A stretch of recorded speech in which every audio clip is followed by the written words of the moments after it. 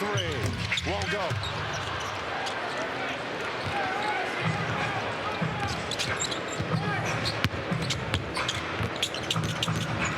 Harden. Shadowed closely by Kamara. Shot clock to 8. Approaching 5 minutes to go in regulation. Harden. Through contact. Draws the foul on Robert Williams. Next foul, 35. Robert Williams is second. Harden up to 26. NBA on prime is out in the second half. First half, Portland was 10 for 21 from behind the three-point line. 4 for 16 in the second half. The Clippers had 10 turnovers in that first half, only 1. So as the tides turned, the Clippers valued the ball a little bit more, defensively locked in, and the shooting from the Blazers plus their turnovers has contributed to their deficit. Toss up to Williams, won't go. Kick out.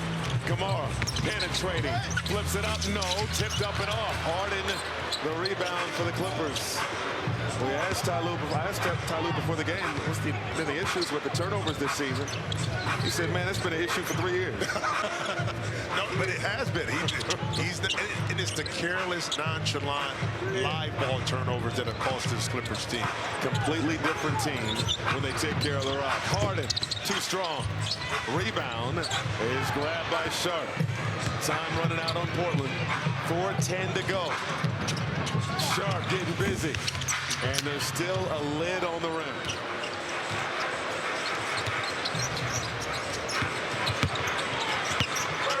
Leonard across the timeline. Lopez over to Harden.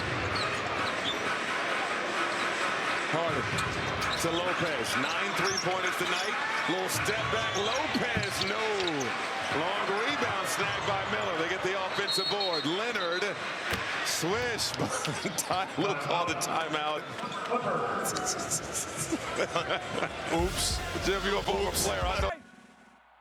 Oh, right on line. Just making the adjustment of not turning the ball over, holding it a little bit longer, probing, and making the appropriate play out of those double teams. And then he turns it over versus one-on-one. Good defense by Portland.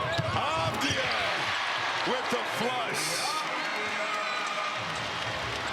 Blazers looking for a heartbeat with 3:20 to go in this fourth quarter. Plenty of time for Portland to be able to cut this lead down to 4 points. You would think under 2 minutes. But you got to get stops on this end of the court. Harden on the drive, floats it up. It's pure. And just smart. James ran where Kamara was coming from and went the opposite way. Kamara for 3.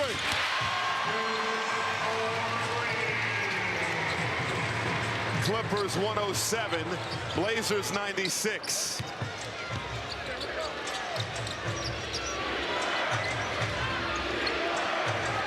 Harden in no rush. He has 29 points tonight. Harden, cash. James knew exactly how and where he wanted to get to. Kamara with the answer. Now we're going back and forth.